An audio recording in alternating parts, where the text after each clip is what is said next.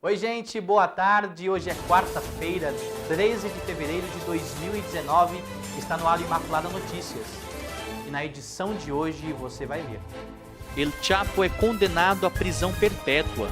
Proibição do aborto volta a ser discutida no Senado após desarquivamento de PEC.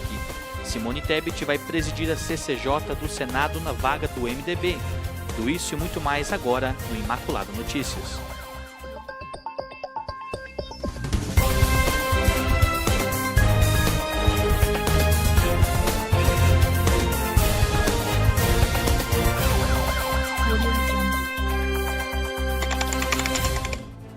O narcotraficante mexicano Joaquim El Chapo Guzmán foi condenado à prisão perpétua.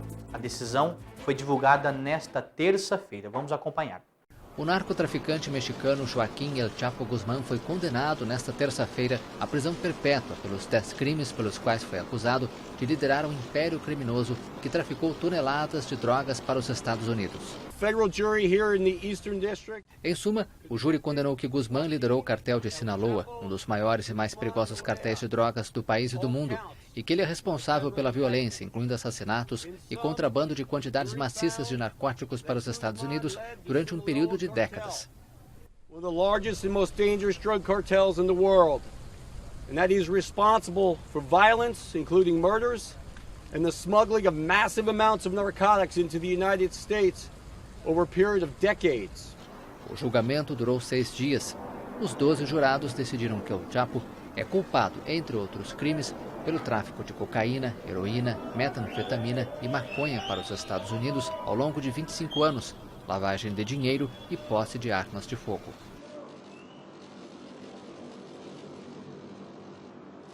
E 5 meses depois do incêndio que destruiu o Museu Nacional no Rio de Janeiro, jornalistas puderam visitar hoje pela primeira vez o que sobrou do palácio que abrigou a maior coleção de história natural da América do Sul.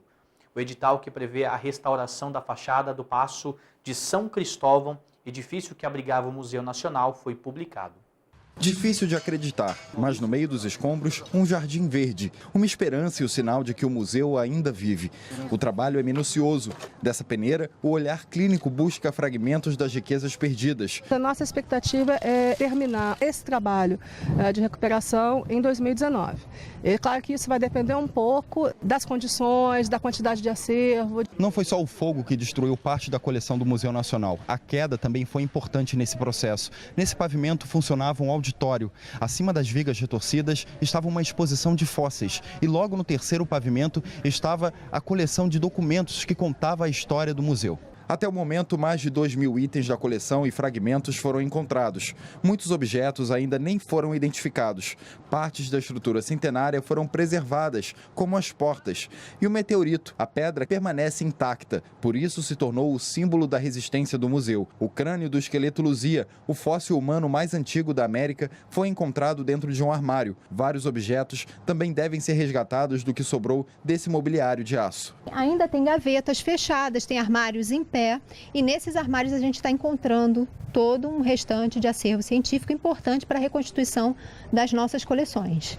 Até agora, a recuperação do museu contou com 15 milhões de reais do Ministério da Educação e da Unesco e mais 55 milhões em emendas parlamentares impositivas. O diretor do museu comemora a publicação de um edital para a reforma da fachada. Nós já estamos bastante animados com essa importante perspectiva da reconstrução do Paço de São Cristóvão.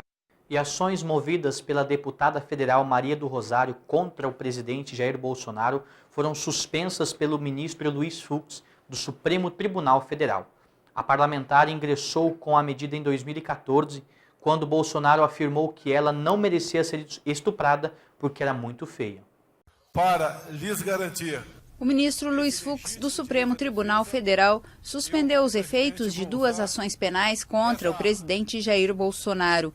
Segundo Fux, a Constituição veda o julgamento de um presidente no exercício do mandato por atos anteriores à sua posse. Trata-se de imunidade formal temporária do chefe de Estado e de governo. Ainda segundo o ministro, a suspensão das ações paralisa os prazos prescricionais. As ações foram movidas pela deputada federal Maria do Rosário em 2014, após discussão com Bolsonaro quando ele estava na Câmara. Na ocasião, o então parlamentar disse que a deputada não merecia ser estuprada porque era muito feia. A suspensão deve durar enquanto Bolsonaro permanecer na presidência. No próximo bloco, nós vamos acompanhar que a discussão do aborto volta a ser debatida no Senado. Nós voltamos já.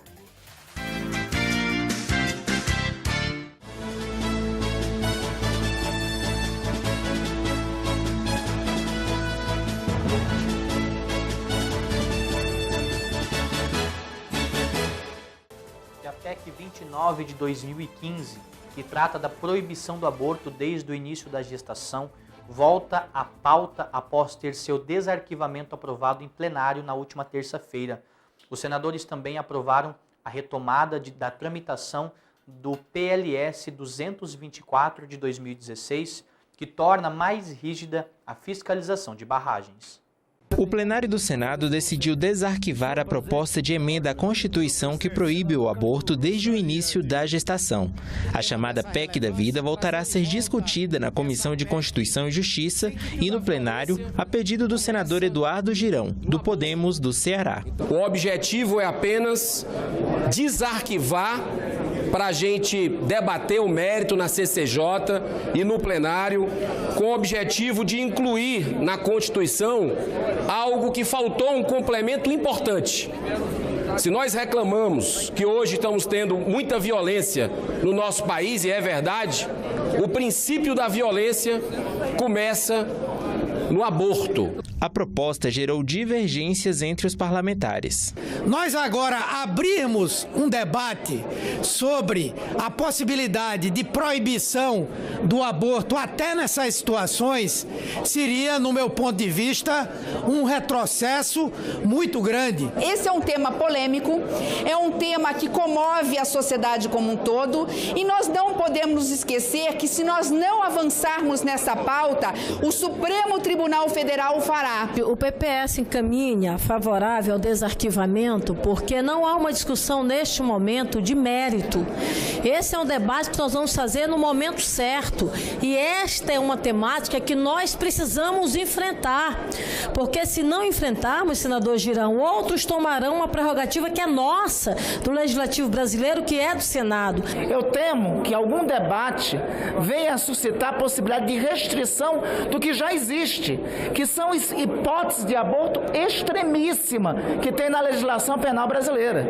A legislação, repito, o aborto, em regra, na nossa legislação, é proibido. O senador Humberto Costa apresentou requerimento para retirar o assunto da pauta, mas não conseguiu votos suficientes. Votaram não ao requerimento 61 senadores, sim 8 senadores, quórum 70. Está rejeitado o requerimento de retirada de pauta.